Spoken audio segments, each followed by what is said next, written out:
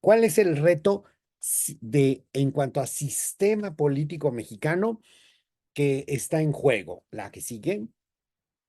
Fíjense, en resumen, la cuestión es que por un lado tenemos una cuestión muy, muy clara, porque algunos me dicen que en la 4T y López Obrador no saben lo que hacen y son puras ocurrencias.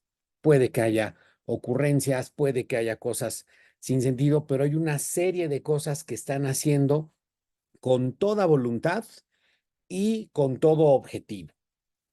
A mí me queda bastante claro que es un esfuerzo específico para la cuestión de la regresión a la dictadura perfecta, como lo mencionó Vargas Llosa, y en su esplendor de los años 70. Entonces, eso por un lado. Y por el otro lado, pues tenemos la posibilidad de avanzar en algo dentro de una democracia imperfecta. Y sí es imperfecta porque pues no tenemos del todo la oposición que nos gustaría, ¿no? Hay cuestiones que son evidentemente imperfectas, pero pues si lo ponemos así, ¿no? Dentro de lo que es esta regresión a una dictadura perfecta o el ir avanzando en una democracia imperfecta, clarísimamente como ciudadanos tenemos que echarle ganas para que esa democracia que es imperfecta pueda irse fortaleciendo con nuestra voz y con nuestras exigencias. La que sigue, fíjense, esto me es muy relevante que lo puedan ver. En este diagrama he tratado de ubicar cuál es el punto principal de síntesis de lo que estoy viendo. La 4T, por un lado, claudica en el deber de proteger a la población de manera sistemática, y esto dicho por su líder desde campaña presidencial. La cuestión de abrazos y no balazos fue una promesa de campaña que sí cumplió. Entonces, esa claudicación en el deber de proteger a la población pasa a ser el abrazar al crimen organizado, y en muchos casos, de manera patente y evidente, como lo es en Sinaloa o lo es en Tamaulipas o lo es en Chiapas, subordinarse al crimen organizado. Por otro lado, tenemos esta locura de invención de nuevos pseudo derechos que tienen por objetivo, por un lado, eliminar población con lo que llaman muerte digna, que no es otra cosa más que eutanasia, y con lo que ahora ya llaman así de manera explícita y abierta aborto como derecho. Entonces es el imponer el derecho a matar. Y por otro lado está la cuestión de cancelación de libertades, como lo que decíamos con respecto a lo que es esta terrible iniciativa de Citlali Hernández, que pues va de regreso y van a tratar de pasar el día de mañana en su etapa culmen o final en el Senado de la República. Entonces, ahí se está atacando la libertad de conciencia, de expresión, de religión y de los padres para elegir la educación de sus hijos. Para lo que puede decir en primera persona Tere Castel, lo que yo puedo decir en primera persona, que hemos sufrido en términos judiciales, hay un clarísimo esfuerzo por criminalizar las libertades fundamentales. Entonces, vemos cómo se cierra esta pinza. Está subordinándose la 4T a intereses y agendas extranjeras. Y por más que hablen de nacionalismo y soberanía, la realidad de los hechos con sus políticas, con sus leyes, es que están subordinándose a intereses y agendas extranjeras de control poblacional, y eso lo vamos a ver un poquito más a detalle. Entonces, yo resumo cuáles son las cuatro tragedias de la 4T. En primer lugar, lo que es el desmantelamiento de la democracia. En segundo, lo que es la pérdida de soberanía. Tercero, lo que es afianzar y expander la cultura de la muerte, de la corrupción y el crimen. Y cuarto, sumir a la población en pobreza, ignorancia, ideologización y restricción de libertades. Y este último punto es el que nos lleva a la T de tiranía. La que sigue, por favor. Vemos entonces que hay que considerar de manera clave los temas de vida, de familia y libertades. Y esto lo podemos hacer tanto a la luz natural de la razón como a la luz sobrenatural de la fe, para quienes tenemos la gracia de la fe. Y hay que ubicar muy bien la importancia de estos tres temas, porque sin respeto a la vida no hay paz. Y por lo tanto tenemos que comprometernos a la cultura de la vida. Sin respeto y apoyo a la familia no hay desarrollo. Por eso tenemos que promover y exigir una perspectiva de familia. Y sin respeto a las libertades fundamentales no hay democracia.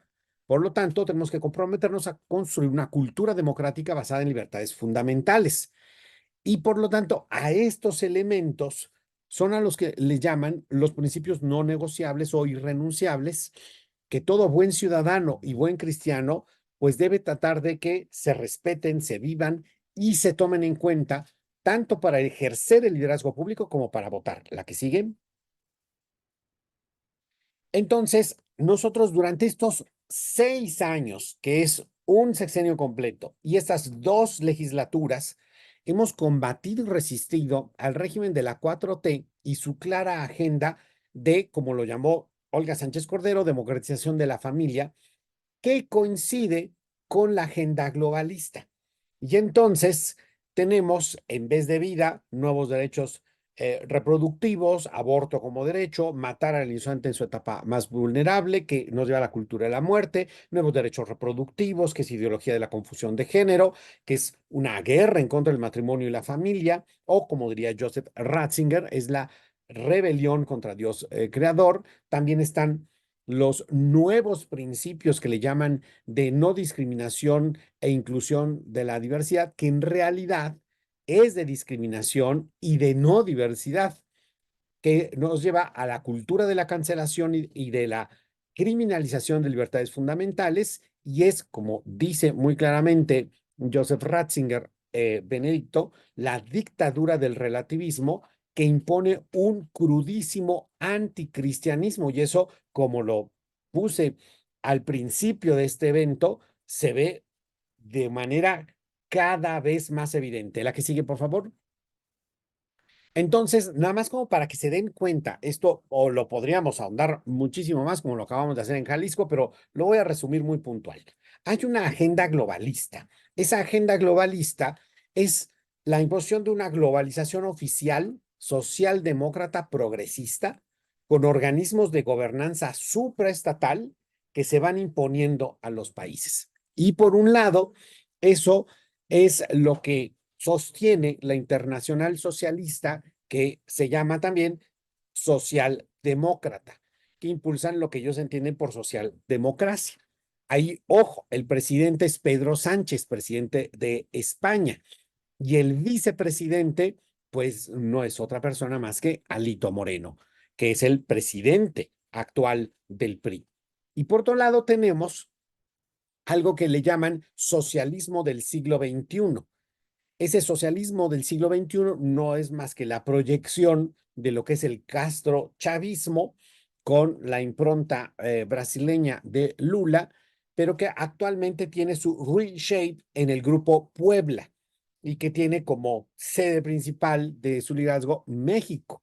Y ahí vemos personajes tales como Lula da Silva, Fernando Lugo, pero también vemos a Cuauhtémoc Cárdenas. Vemos a Correa, vemos al presidente de Morena, Mario Delgado, vemos a Evo Morales, pero también vemos a Beatriz Paredes y al expresidente de España, José Luis Rodríguez Zapatero. La que sigue, por favor. Entonces, me interesa mucho que vean cómo estas dos cosas que algunos no las ven conectadas, en verdad lo están. Fíjense cómo Irene Montero, del partido Podemos, que es partido comunista, aliado al Partido Socialista y que son los que hacen gobierno en España, es ministra de Igualdad de Pedro Sánchez y se viene a México a fundar la Internacional Feminista con Claudia Sheinbaum, que en ese momento jefa de gobierno, pero ya estaba perfilada para la candidatura presidencial. Y pues, hombre, ahí están las fotos, ¿no? La de la esquina inferior derecha no se ve tanto, pero es Mario Delgado abrazando por un lado a Irene Montero y del otro a Claudia Sheinbaum, el mismo perteneciente a el grupo Puebla. La que sigue, por favor. Como pueden ver, esto nos está llevando a un eh, panorama en donde no solo está lo nacional, es lo internacional también lo que hace su presión específica. ¿Sí podemos pasarle a la que sigue, Jesús? Ah, ahí está.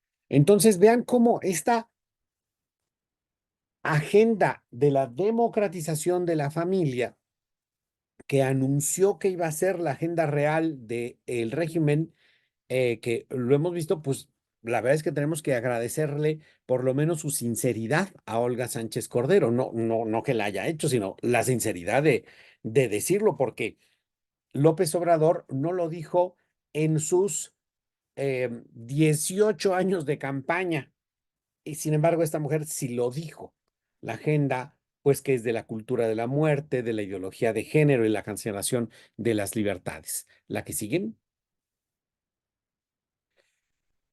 Entonces, ante cualquier escenario, lo que nos queda clarísimo y lo que queremos proponerles y promover desde el Frente Nacional por la Familia es que ejerzamos la ciudadanía de la familia, que haya una mayor participación cívica. Un gran mexicano, un gran intelectual, líder social y político, Efraín González Luna, decía que el peor mal de este país es la falta de ciudadanía. Y eso si lo ponemos en palabras de Lech Walesa en Polonia, pues él siempre decía, cada pueblo tiene a los gobernantes que se merece. Entonces, merezcámonos algo mejor, poniéndonos las pilas y ejerciendo ciudadanía, viendo que las cosas están conectadas en lo local y lo internacional. La que sigue.